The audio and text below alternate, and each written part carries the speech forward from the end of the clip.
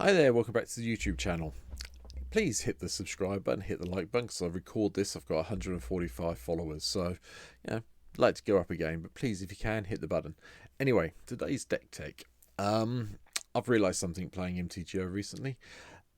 In all the time I've been playing MtGO, which has been a few years now, and I know I've only been doing this for a few, for a year, just over a year. I've only covered one of the commanders with eminence, and that's Inalla. I'll put a link down below to the Inalla deck tech, so go and have a look at that. That was a while back, but I decided it's time to start rectifying that, especially since the prices of one of the probably the most popular eminence card ever has really dropped over recent weeks. So I've picked one up, and I figured this rest of this week we'll just cover the eminence commanders I haven't covered. So I'm going to start today with Arahbo, Roar of the World. 3 green and a white for a 5/5 legendary cat avatar. And has eminence. At the beginning of combat on your turn, if Arahbo is in your command zone or on the battlefield, another target cat you control gets +3/+3. And then when it's in play, whenever another cat you controls, you may pay 1 and green and white. If you do, it gains trample and gets +X/+X until the end of turn, where X is its power. So there's only really one way to go with this, isn't there? It's like all of the eminence commanders. You go down the tribal route with this deck. However, just to make it a little bit different, I think it's probably an auto include in most of the decks now that play Arahbo. I've got Kahira, the Orphan Guard, as the companion in the deck as well, just so we can pump them all up a little bit more and give them vigilance. So bear that in mind when you're looking at the deck. Anyway, so here we go. As usual, start with the lands. 37 lands, fairly evenly split between green and white. I haven't included anything too unnormal, but I have got Yavimar Cradle of Growth in here, and I think it's worth a reason as to why. I could have put my Gaze Cradle in, but I decided against it. I didn't think it was necessary. The rest of the ramp is Mox Tantalite, Soul Talisman, Soul Ring, Selesnya Signet, Arcane Signet. That's all I've gone with. Don't think we're going to need that much realistically. All we've got to do is get a cat down and start getting the +3/+3 from Arahbo, and things tend to go off quite quickly. So the rest of the deck, as you can imagine, there's most of the creatures in the deck out of the 34 creatures we've got are cats. There is a couple of exceptions because they still fit in with Kahidra being the companion for the deck. So I'll point them out as we go along, but you can already see one sitting over here. I'll start with this. Crater Hoof Behemoth is just a nice way to win the game when you've got a silly amount of cats in play, hence why you can see this sitting here. Anyway, going through the rest of them, I've gone with literally every cat I own. So Leonin Vanguards here, Sacred Cat, and Savannah Lions. You've got to have the traditional cat in, haven't you? And Scythe Leopard, just to get that landfall +1/+1. Play this on turn 1. Next turn, hopefully get this on +3, so it makes it 4. Drop a land, you get 5/5 attacker. It's going to give people a few headaches. We've also got a minor equipment theme in this deck because a lot of the cats that have come out recently like equipment, and so and cats like wearing collars. So Basilisk collar seemed like a natural inclusion to me in the deck. And then I've got Elixir of Immortality as well, just for when my cats do sort of like they need to have their 9 lives, so they come back. So anyway. Going on to 2-drop, Kemba, Car Enduring, obviously from Phyrexial will be one. It's one of the reasons we've got equipment in the deck. Leon Arbiter, just to slow everyone down a little bit, is still a cat. Sky Hunters, and just a nice 2-drop with flying. Sylvan Scribe for a little bit of ramp. Bronze Hide Lion, hopefully we can do the indestructible thing. And, return it to the battlefield if it's an Aura enchantment with enchant creature. And you get to make another creature, give it the possibility of being indestructible, hence why it's here. Civil Servant, thought we might have this in from Streets of New Capenna as well, a cat with a brain. Fleece Mainline, just for the monstrosity side of things. Hopefully we can make its monstrosity trigger as soon as possible in the deck. Hero's Blade, because we've got a few legendary creatures in as well, and is an equipment, because I said legendary equipment, and Swiftfoot Boots, really to protect Arahbo or Kadra when they get into play, one or the other. Dismantling Wave is here from Ikoria Commander decks, purely because I like the cycling aspect of blowing up all the artifacts and enchantments. Yes, if we lose ours, we lose ours, but end of the day, I'd sooner that happened than someone winning with an enchantment or an aura deck.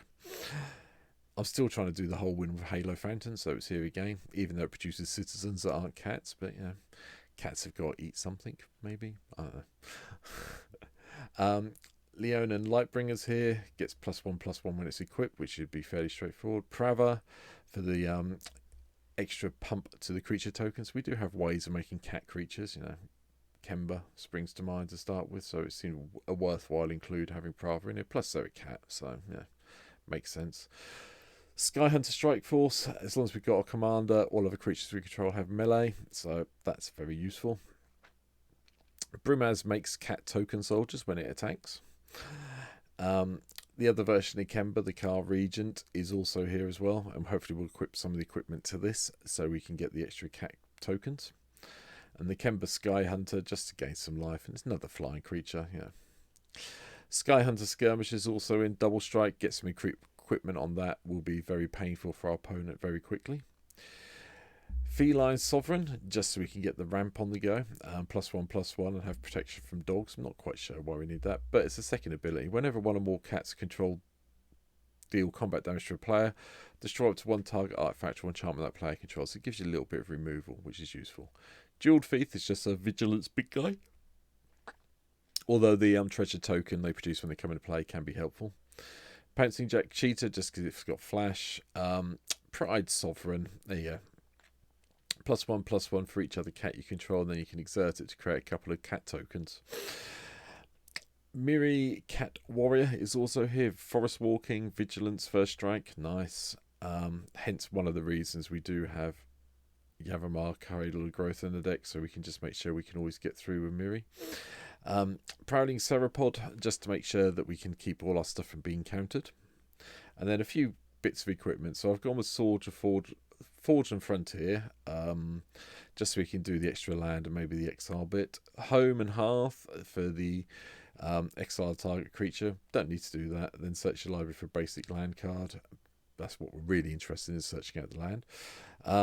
Sword of Light and Shadow, because white-black tends to be sort of the main removal things, and gain 3 life and return a creature card from graveyard to our hands, cool. And the Sword of Sinew and Steel deals combat damage to a player, destroy up to 1 target planeswalker and up to 1 target artifact. Pretty good in Commander, I think. Anyway, got the few little pump spells for the tokens we create. So Anointed Processions here, Parallel Lives is here. Armored Sky Hunter gets the equipment. Felidar Retreat, just landfall, get a cat, hopefully with Anointed Procession in play. And then we've got Ajani. I've got all the versions of Ajani I own in the deck, because if you're going to have a cat deck, you've got to play Ajani, haven't you? So Strength of the Pride is here. And then Balan Wandering Knight is another cat who needs equipment, hence the equipment sub-theme. Giselle Goldmane, I quite like the look of. Attacking creature you control get +X/+X until the end of turn, where X is the number of attacking creatures. Yep, there should be lots of things attacking, and if we can make them all bigger, even better for us. Leona War Leader, another cat that produces more cats, helps out by Anointed Procession.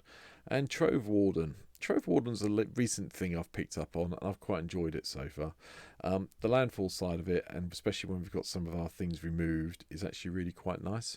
The only thing you have to be careful with is someone doesn't exile it, but as long as they don't exile it, they kill it normally. We're happy.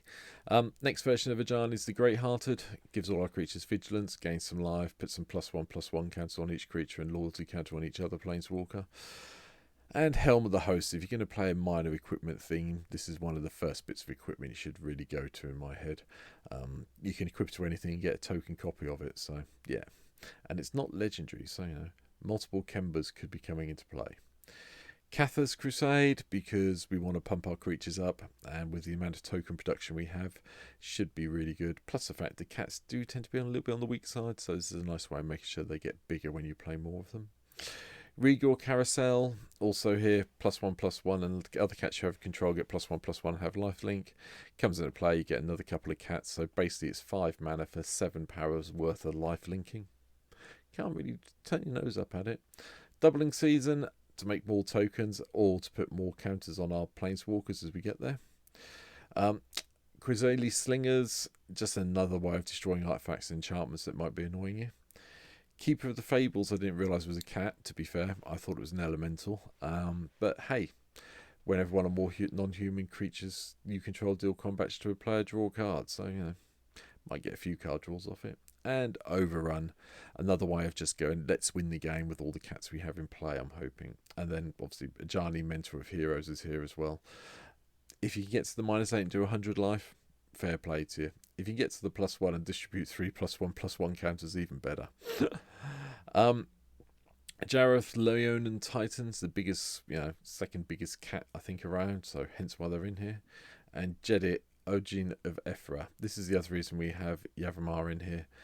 Got Forest Walk, and it produces Forest Walking cat tokens, which, gets it through the thing. The Great Henge, obviously, just to gain the life, a little bit of lamp ramp, and make our cats a little bit bigger. Crate Hoof I've put in as the exception to the cat rule. Does look a bit like a pussycat gone wrong, doesn't it? Maybe? I don't know. And finally, Genesis Wave, because it's a green deck, and if I can do a nice big Genesis Wave to get all our creatures into play, then the happier I'll be. We've only got to really get Genesis X up to 4 to hit anything that's key, but obviously the more mana we can pump into it, the better we'll be with it. So, but anyway, that is my take on Arahbo. Like I said, I've missed the Eminence creatures, haven't seen much of them recently, so I figured it's time to put them back into play. I've linked the Inalla one down below. The rest of the videos that come out with the Eminence creatures will have links to the previous ones in it. So yeah, I hope you've enjoyed this little quick refresher on Arahbo, and you're going to leave me some comments, tell me what I've missed. Yes, I know, before anyone says anything, yes, I know Coat of Arms could have been in the deck, but it's two-sided sword, and there are other artifacts I could have put in that pumped up. I realise that, but I want to try and keep it really down the cat theme as much as possible with a bit of equipment, so I'm aware of that. But that's it for now. Thanks for coming and having a look at the video. I really hope you've hit the subscribe button, hit the like button, and I hope you're going to leave me a comment, and I'll see you the next time I'm on the video. Take care. Bye.